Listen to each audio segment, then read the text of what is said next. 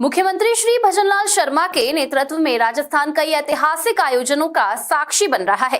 चाहे बात सेना दिवस परेड की हो, राइजिंग राजस्थान समिट की हो या फिर आईफा अवार्ड्स की, इन आयोजनों ने राजस्थान को एक नई पहचान दी है। इसी कड़ी में राजधानी जयपुर एक बार फिर भव्य आयोजन की साक्षी बनी, जिसमें वीर सैनिकों के शौर्य और बलिदान को नमन किया गया। देखिए हमारी ये खास रिपोर्ट।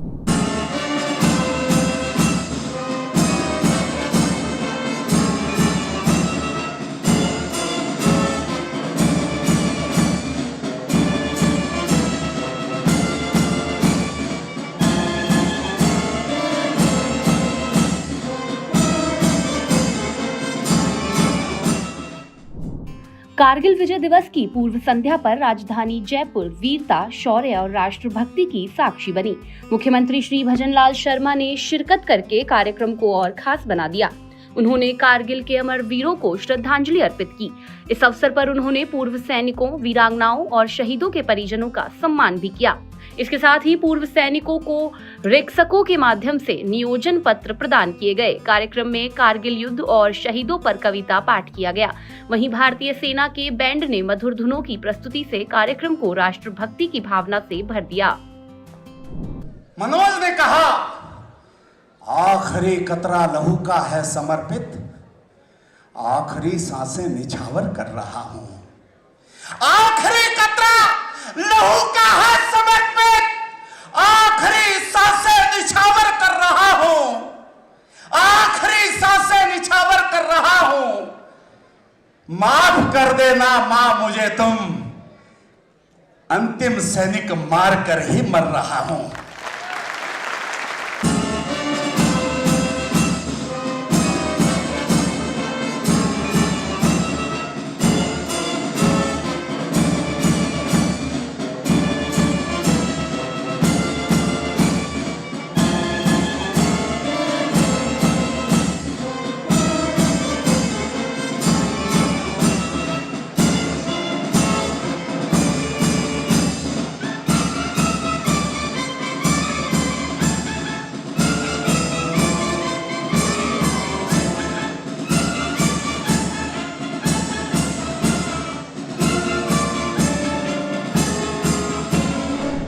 मुख्यमंत्री श्री भजनलाल शर्मा ने कहा कि कारगिल युद्ध में भारत के जाबाज सैनिकों ने असंभव को संभव कर दिखाया।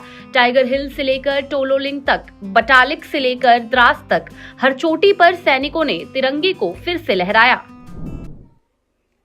कि आज ही के दिन हमारे सेना ने जिस तरह से भारत मां के उन वीर सपूतों ने कारगिल विजय दिवस जिन परिस्थितियों में, क्योंकि जिस तरह की स्थिति थी, उन्होंने बर्फीली चोटियों पर, हजारों फीट की ऊंचाई पर तिरंगे की आन और बान को बचाने का काम ऐसे उन सैनिकों ने किया। उनको मैंने प्रणाम करता हूं, उनको श्रद्धा सुमन अर्पित करता हूं, उन सभी को मैं प्रणाम करता हूं जिन परिस्थितियों में उन्होंने उस युद्ध को जीता। लेकिन भारतीय सैनिक के मन में एक ही बात रहती है कि मुझे जो टारगेट दिया है मैं उसको पूरा करूं। और कारगिल युद्ध में भारत के जाबाज सैनिकों ने असंभव को भी संभव बना करके दिखाने का काम किया।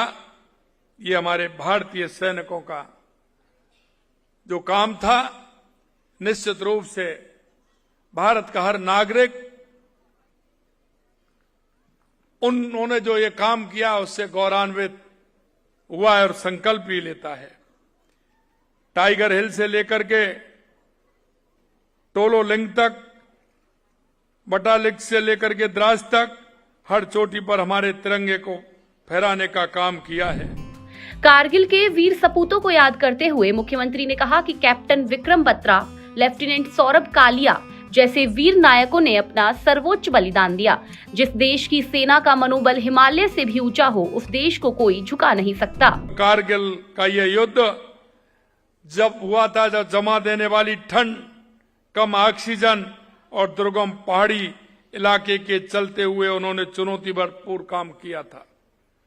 इन सभी विपरीत परिस्थितियों में भी हमारे वीर सैनिकों के जवानों ने जोश में कोई कमी नहीं आई और उन्होंने इस कारगिल युद्ध को जीता। साथियों, इस अवसर पर मैं कैप्टन विक्रम वर्मा, लेफ्टिनेंट सौरभ कालिया जैसे वीर नायकों ने अपना सर्वोच्च बलिदान दिया। इस युद्ध में भारत के 527 वीर सपूत शहीद हुए तथा 1300 से अधिक घायल हुए थे। इसमें squadron leader Ajay Ahuja, captain Amit Bharadwaj समेत राजस्थान के कुल 58 वीर सपूत शहीद हुए थे। मैं ऐसे सभी वीर सपूतों को नमन करता हूं, उनको प्रणाम करता हूं। हमारे वीरों ने यह सिद्ध किया कि जिस देश की सेना का मनोबल हिमालय से भी ऊंचा हो, उस देश को कोई झुका नहीं सकता, उस देश को कोई कभी झुका ना पाएगा। मैं आज इस मंच से उन सभी वीर माताओं को, उन वीरांगनाओं को, उन परिवारों को शीश झुकाकर प्रणाम करता हूं, जिनके लाल ने इस देश के लिए अपना सर्वस्व न्यौछावर किया।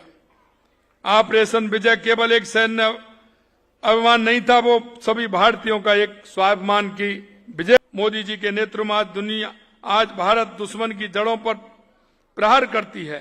दुश्मन को घर में घुसकर अगर मारता है तो ये दुनिया में भारत ही है जो अंदर जाकर के भी मारता है।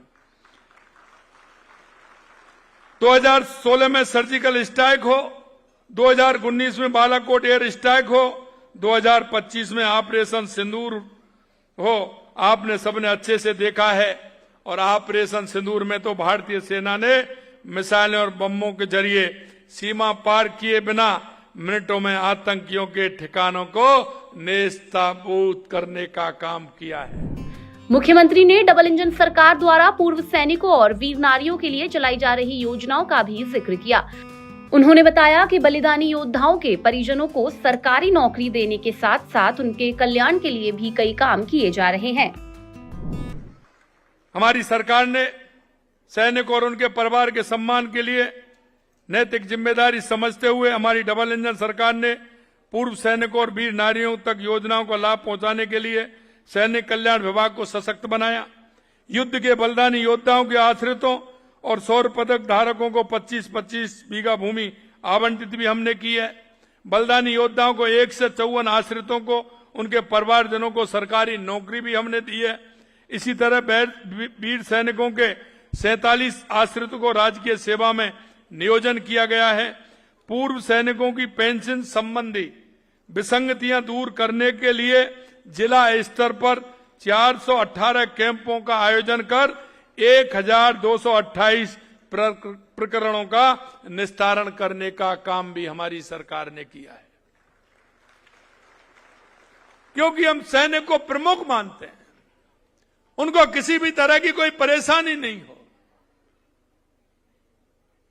उनका काम हर कीमत पे प्रायोरिटी देकर के पहले किया जाना चाहिए।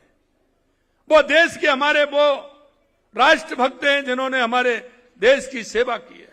मित्रों, आज हम घर में सोते हैं, निश्चिंत रहते हैं, इसमें ऐसे हमारे उन सैनिकों की वजह से ही हम घर में ठीक प्रकार से रहते हैं और ठीक प्रकार से सोते हैं। हम निश्चिंत होकर रहते हैं, उसका कारण है कि हमारे सैनिक हमारी सीमा पर पूरी तरह से 24 घंटे चौकसी करते हैं, हमारी रक्षा करते हैं। रेस्को के माध्यम से पूर्व सैनिकों को भी पुनः नियोजन के अवसर प्रदान किए जा रहे हैं।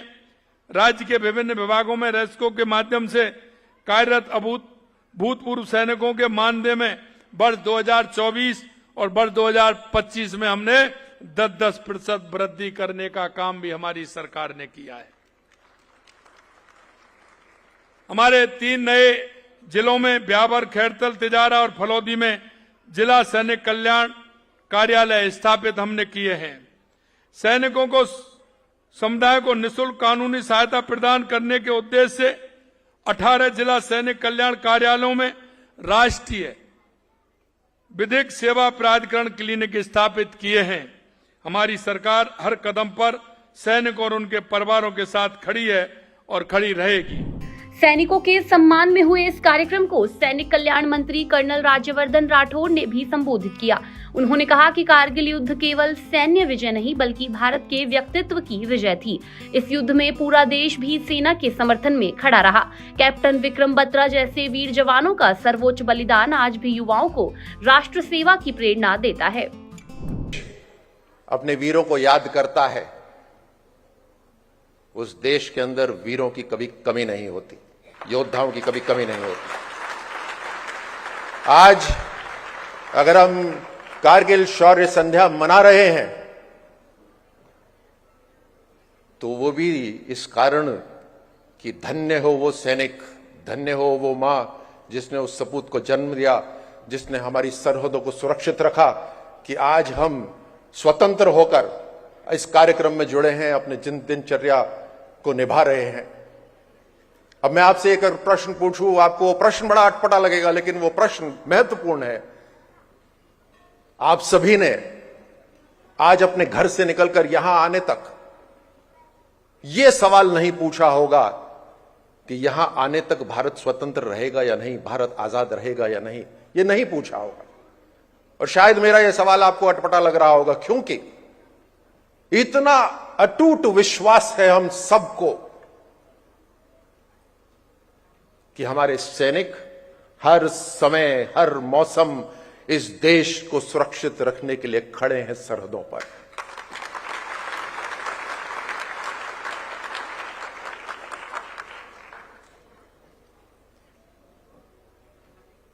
(1999) का वो कारगिल युद्ध बर्फीली चोटियों पे तो लड़ा गया था, लेकिन उसके साथ साथ देश के हर घर में भी लड़ा गया था।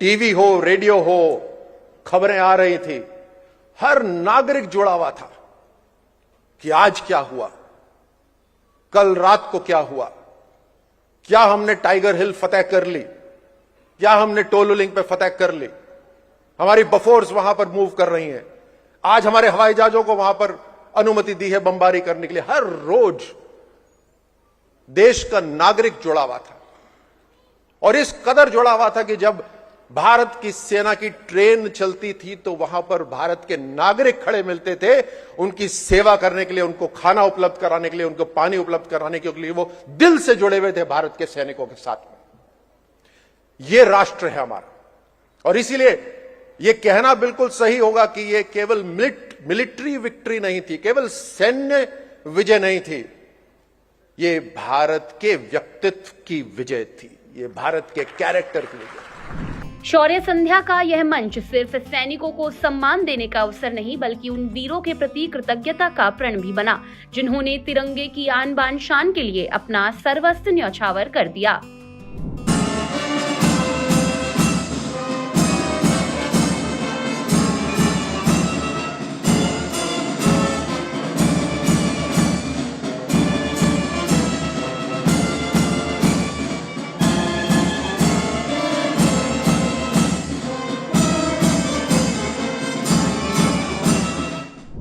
सुजस स्पेशल में फिलहाल के लिए इतना ही। फिर मिलेंगे प्रदेश की किसी और खबर के साथ। तब तक के लिए देखते रहिए सुजस समाचार। हमारे चैनल को लाइक, सब्सक्राइब और शेयर करना ना भूलें। धन्यवाद।